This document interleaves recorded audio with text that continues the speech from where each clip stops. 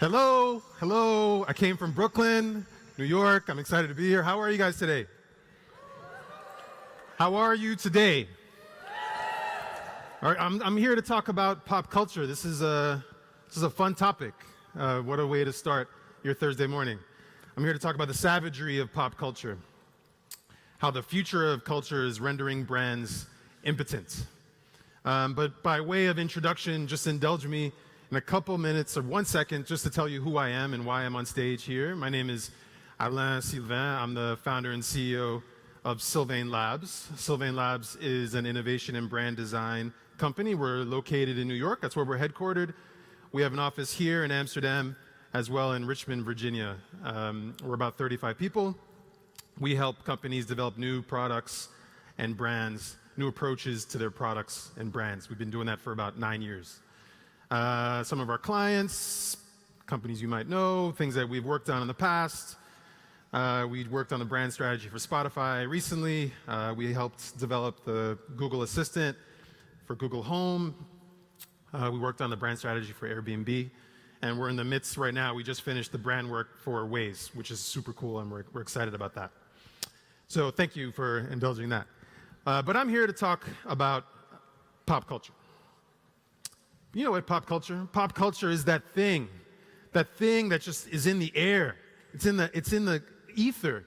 It's just this concept that floats around, and it's sort of this thing that is often viewed as trivial or frivolous. We don't really look to pop culture as being important or of value. It's just in the background. And in fact, if you're an artist or if you're someone who takes your life seriously, you look at pop culture and you kind of roll your eyes and you're like, this is silly. It doesn't really serve any value.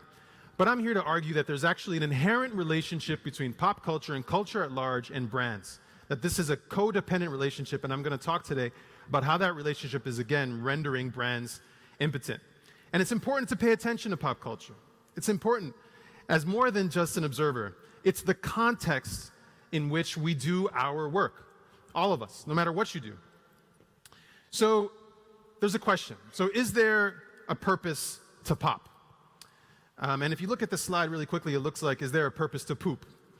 And not very different than what I'm talking about. Pop culture, there is a purpose. And I'm going to argue there's a fundamental, primal purpose for what pop culture provides in society. I mean, think about what the moments in pop culture that we've experienced. There's a Gangnam Style, which traveled the world in a matter of days from east to west. It was sort of this weirdly unifying human experience. There were more people listening to Gangnam Style than there were people that practiced one religion or spoke one language. It was really a unifying moment in culture. Or think about the palimpsest that is Harry Potter, a book series that's also movies and a theme park, and it's just a whole world. Think about all the languages and the people that have united around the story of this magical boy. Or the Queen Bee, you know, and her hand gestures, and how that in itself is a sort of language. It's a sort of pop culture in a way is a sort of language that we use to communicate with each other. Spotify, one of our clients, they track the emojis that people use in the titles of playlists that feature certain artists. So, you know, Drake has, 100 and Fire, and I don't know what the drips mean or the drops mean, but Adele is kind of, it's heartbreak, it's sad, some depressing, but it's pretty interesting, right? Like, in some way, pop culture serves as this linguistic tool to communicate to each other. Or, what is it, the color of the dress, is it black and blue or whatever, white and gold? That was a meme, and it's interesting to see how pop culture is evolving and playing a role digitally, and again, it's serving as a sort of language. This Is America, which was an amazing song and video a couple of months ago. It was really interesting to see how that phenomenon got adopted in Dominican Republic and Nigeria and Iraq. And this is Nigeria. It was an incredibly powerful moment. And so again, the world is communicating, is really being critical about nationhood and sovereignty and what government should provide through this song. So I would argue that pop culture is sort of the means in which culture deliberates complex issues. It's the place. It's the place where we wrestle with the concepts of the day. And I'll give you a few examples. And I'll start within the United States. in the 70s and 80s, you saw a rise of these really interesting TV shows that represented alternative families. You had the Brady Bunch, where two different families that came together, and you had different strokes. And there were many of these shows that shed a new light to the new American family. And that only happened in television. That didn't happen anywhere else. They weren't talking about that in churches. Governments weren't talking about that. It was pop culture that served as sort of the petri dish for the issues that people were really dealing with. Or you think about black upward mobility in the United States. If not for shows like The Cosby Show and Fresh Prince of Bel-Air, society wouldn't really understand that was actually a real thing happening. I'm sorry to put Bill Cosby in front of you right now. Or the story of intrepid women rising in business. That happened in pop culture before it happened anywhere else. And thank God for pop culture to put those images forward. Or you think about in the 80s how Madonna talked about a material girl in a material world. Or you think about movies like Wall Street. Pop culture was holding up a mirror to what was happening in Reagan, United States in the 1980s. And it was really the way that society at large understood the economically driven government that we were living in. Or you even think about Vietnam. And you think about how there was a rising tide of tension and disappointments about why were we at war? Why can't we find peace? And through artists like Marvin Gaye and John Lennon, there were these songs that really asking the question, what's going on? And so again, it was pop culture that was serving as sort of the mouthpiece for what people were feeling deep down. So that gives you a little context. And I want to tell you a story. I want to tell you about my man with the eyebrows, this dude, Richard Dupree. Richard Dupree was the president of Procter & Gamble. He took the company through the Great Depression in the 1930s and had a real imperative to get the company to survive that really tumultuous time. And he saw this fledgling technology called radio. And he felt that was an interesting place because men of the day were at work, women were at home, kids were at school. And so he found it as a really interesting vehicle to communicate to women at home, to moms. And so he developed a show. It was called Ma Perkins. And it was sponsored by one of their brands, Oxydol. And it was about this woman, this widowed mill worker, and how she took care of her kids. And it was a really dramatic story. And it was day in, day out. These women at home were listening to Ma Perkins and developing a relationship with Ma Perkins, and the sales of Oxydol shot through the roof. And it was really the first example of branded content. What we talk about today is branded content. But it was an amazing example of how culture and brands had a connection, that they actually almost needed each other. And other brands followed. There was the Colgate Comedy Hour, it ran from 1950 to 1955. Again, it was sort of the way that brands deliver their message. And for the next 50 years, really, you saw brands being the key purveyors of content, the key purveyors of pop culture. It went on for decades. And in fact, this blows my mind when you see Procter & Gamble Productions as a concept. I know Procter & Gamble right now as a product company, as a CPG company, but to think of them as an entertainment company is pretty profound. So the relationship with culture and brands was forged, and we saw more and more of that. The modern conception of Santa Claus is in thanks to Coca-Cola. And in the 50s, really creating this icon that we now use to celebrate and organize our family events. It's a corporate invention, if I'm being honest. Or you think about jingles and music. There was a day where pop songs were used purely to sell cereal. I don't know if you remember this, I doubt it, but in the 80s there was this thing, which I remember, was McDonald's put like real records in the newspaper, like these vinyl records, and it was a song about, does anybody remember this? Does anybody remember this? No. It was like 2 all-beef patty special sauce. It was about, oh, you can hear it. You can hear it. It was a pop song. It was a pop song. They made 80 million of them. It went in the newspaper. It was a recipe for the Big Mac, and people loved it. I mean, you sang it like it was a Beyonce song, but it was a McDonald's song. It was a McDonald's song about a sandwich? About a sandwich. Anyway, this is where the relationship between culture and brands was created. And it was a codependent relationship. It was a symbiotic relationship. And if I could use that word and think about science, there's a great example of the acacia ant and the relationship with trees. The trees provide nutrients to the ants, and the ants, in a way, provide security for the trees, because when herbivores come and eat the trees, the ants turn them away. Science. But it's pretty interesting, this idea of the codependent relationship, how two species need each other, and that's how I think about culture and brands. Culture provides relevance for brands. Brands provide reach for culture. And this relationship is deep, and we've seen it at work really sophisticated ways. Again, I'm sorry. But Cosby and Jell-O Pudding Pops was a really interesting moment where a pure pop culture icon that was over here and an indulgent food product was over here, but they became inextricably linked, and it was actually the fuel for that product. Or Virginia Slims, the cigarettes, in the 70s, which took a stand, and this notion of a female president in the 70s was superficial. No one took it seriously. But Virginia Slims was one of these first brands that really began to speak critically and openly about that concept. Of course, it's cigarettes, so what does that mean? I don't know. Or MTV.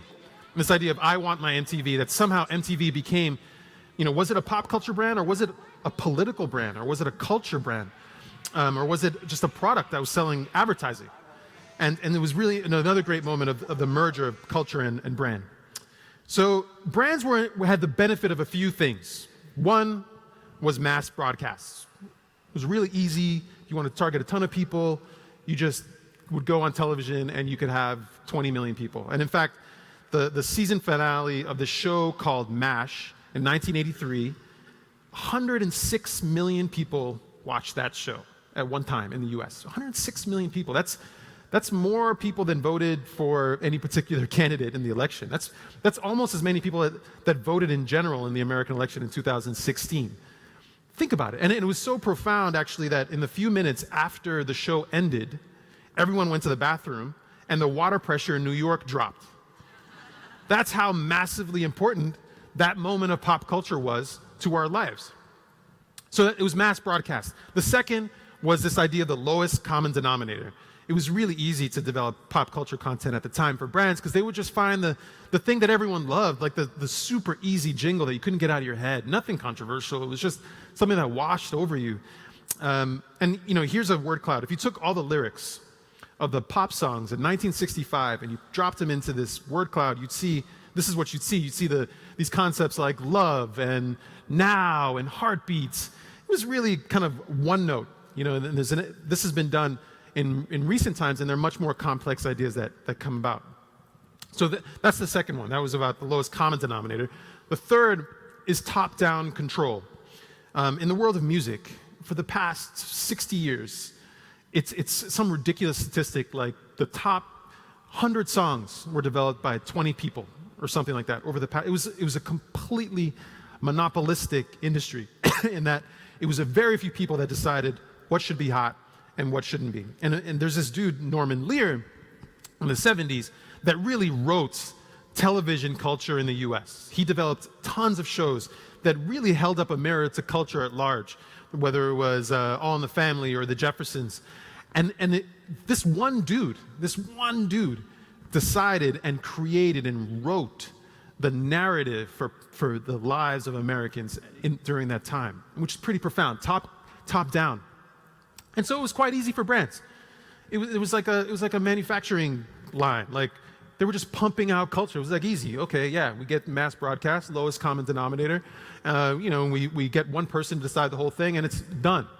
And the brands that completely position themselves as pop culture brands. PepsiCo used to always say we are about being timely and being of the moment. But Coke was no different in creating content that also captured our imagination and again also stayed with the time. Brands used all sorts of trickery to get us. They used pithy lines that somehow spoke to our inner needs. I'm loving it, think differently, just do it. Or even kind of mnemonic ideas like snap, crackle, and pop that just stay in your head. And it was profound. It was profound, the impact of brands and culture. They changed our way of thinking.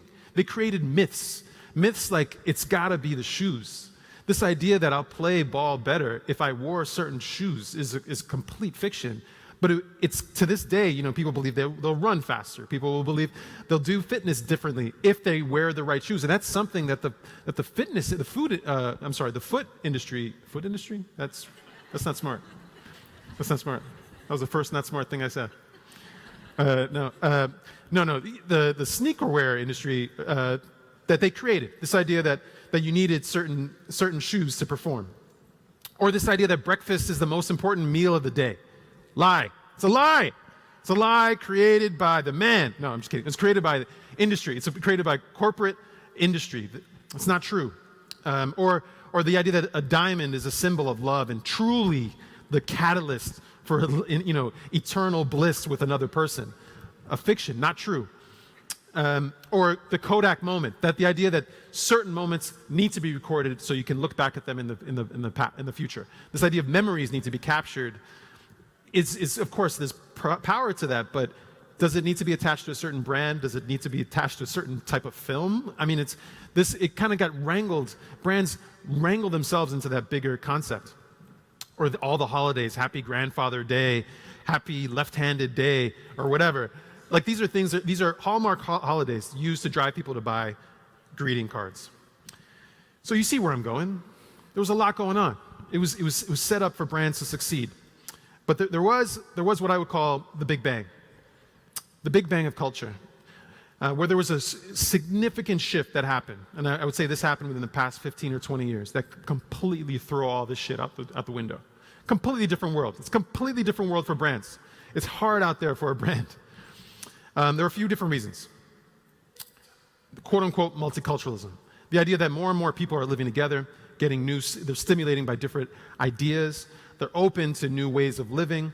The world is changing, the quote-unquote graying of America. In the 50s and 60s, as I was showing you, it was really a homogenous world. It was one family duplicated across one country or across the world. And there's the idea of urbanization. Over the past few decades, we've been more and more living in cities. So people are finding new and different influences next door, which is changing our appetite and changing what it is that we're consuming and appreciating or valuing. Mobile revolution, the idea that we have a computer in our pocket, again, giving us access to new ideas. Or even the social web, the idea that other people can influence us. And that media, the quote idea of media, is actually in our hands and not in that of companies. And that all results in kind of the Big Bang. So some of the things I talked about, like from the idea of mass broadcast is out the window. I don't need to tell you that. Now it's about niche engagement, where you have splinters of culture, infinite splinters of culture that all have their own values, their own codes, their own beliefs. It's not a homogenous thing. You look at the top 2 shows in 3 times, Cosby, 3 times. Who's counting? Okay, 3 times. You have the top 2 shows in the United States in 1988 were shows that reflected relatable American families, the Huxtables and the Connors. That was the story. In 2018, think about how splintered and bizarre and weird it is, these 2 shows, Game of Thrones and Stranger Things, dystopian stories, really complicated, nuanced narratives. It's a very different picture. If you think about it, in the 80s, it was like looking to identify with a homogenous kind of communal story. Here, it's about story, and it's about fantasy and taking you in different places. So digital media has created a long tail of cultural identity where niche, weird, and one-off identities are the new drivers of the mainstream. And I'm going to show you some examples of niche, weird stuff. Have you guys seen this? Have you guys seen this thing here? Has anybody seen this? This is a legit Instagram account of a woman who like pounds her face in loaves of bread over and over and over again. And it's really entrancing and some say erotic, but it's a thing that exists. Or these memes that are taking traditional arts and putting them in the language of social media of the day.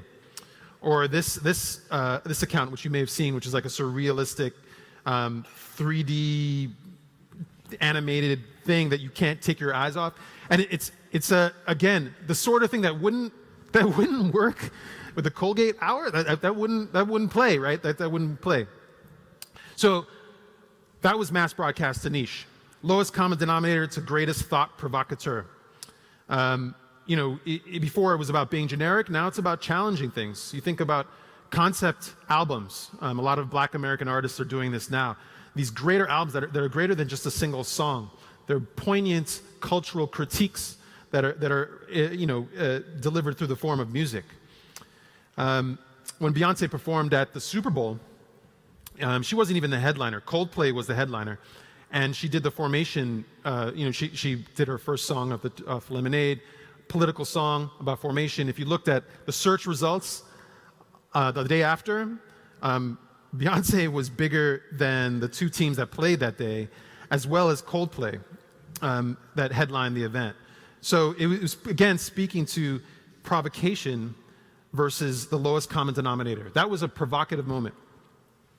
Or you think about all the content that's being created lately, that's these complex stories that are about identity and sexuality and mental illness. This is the new sort of language, and this is the idea of challenging the way we think is what content pop culture's become.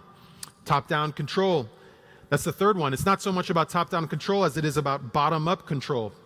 You see, and I don't need to tell you this, you see the influence of people on the ground up, whether it's Instagram stars designing clothes at 4 years old, or grandmas influencing people to interact with their computers differently.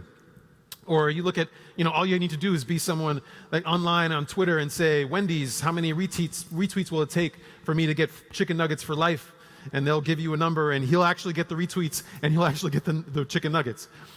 This is a new sense of power that's coming from the unheard. Power, the political structure as we know it, is completely changed. And we saw this within the past couple of weeks, that people can come out of the shadows and really hold power. And we're now at this point. The reason this was so contentious was it was this point where the unheard and the ignored met the powerful. It was the moment. And I ask you, how many years will it take, how many decades before that balance completely tips? And we lost it this time, but how many times will it take for us to lose it? Pop culture is savage. It's savage for brands. Whether you're PepsiCo, you guys remember this jam? Or your brands that are trying to be cool, that's the worst. Meow Meow Mix trying to play like their jingle with the EDM track. Horrible, it's horrible. This is Google's Lit report. It's the report of what millennials think is cool. It's called the Lit report, and for me, the key finding is that Google's not cool. That's like trying really hard. Or this idea of product placement, this Ariana Grande video for Focus is a joke, it's because it's a complete commercial. So brands still need culture. Culture no longer needs brands. Brands need culture. Culture no longer needs brands. The power dynamic has shifted. And I was talking about science before. There are actually examples in nature where two species that were once codependent because they didn't have enough nutrients to survive, they found a codependency. That changes when species actually become stimulated independently. Then they don't need each other. And so that's actually what's happening. Brands are going extinct. I believe this deeply. I believe that the concept of brands, this idea of this aspirational ideal that represented a better version of ourselves, this greater community that we wanted to be a part of, that had these really powerful promises, that's no longer the thing. That's no longer what's valued. Brands are shifting. Their role is shifting from a passive stage for culture to an active challenger of culture, to an active player in culture. And I don't need to tell you that those that are active, those that do challenge culture, actually succeed in business, industry after industry after industry. This slide could have many other examples. So I'm going to quickly go through what we would consider the new cultural code for brands. So the things that brands should do in this new era. Act on values, don't just preach them. Spotify is a client of ours, as I mentioned. When Donald Trump came out and did the Muslim ban for the Muslim countries, Spotify really used that as a kind of a key part of their work, and they developed playlists and activities for the band.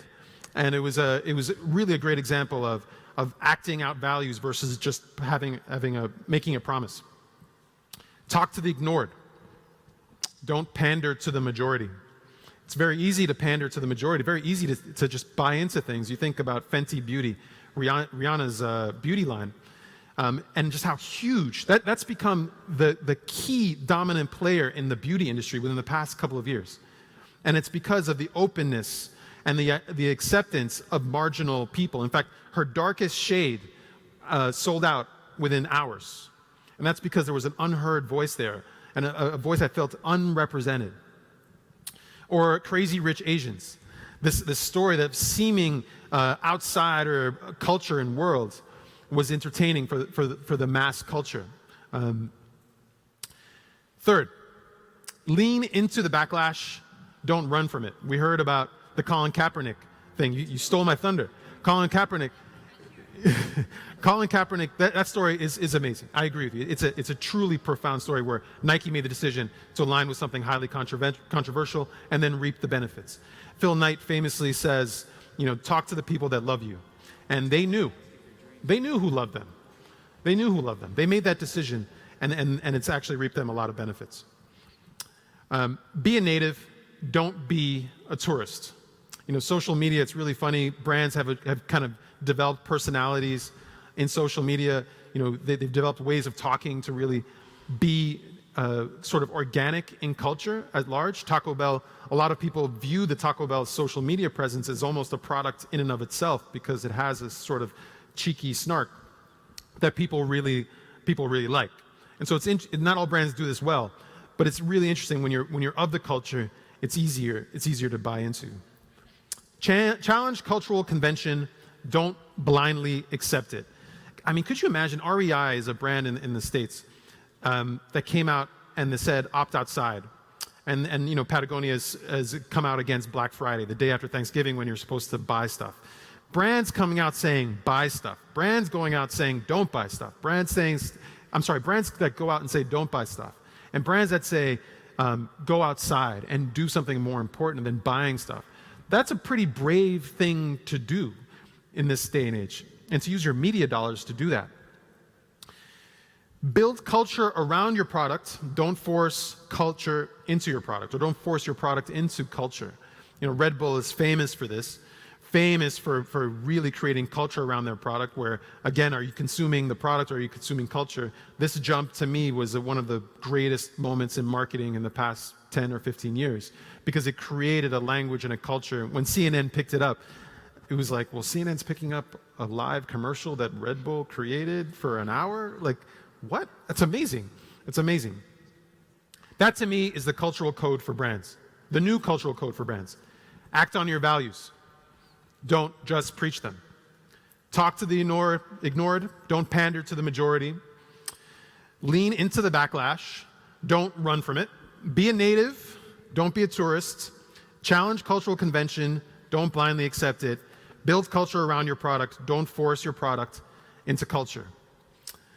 My name is Alain. I'm the founder and CEO of Sylvain Labs. Check us out, sylvainlabs.com. Check me out. Thank you so much. Enjoy the rest of the conference.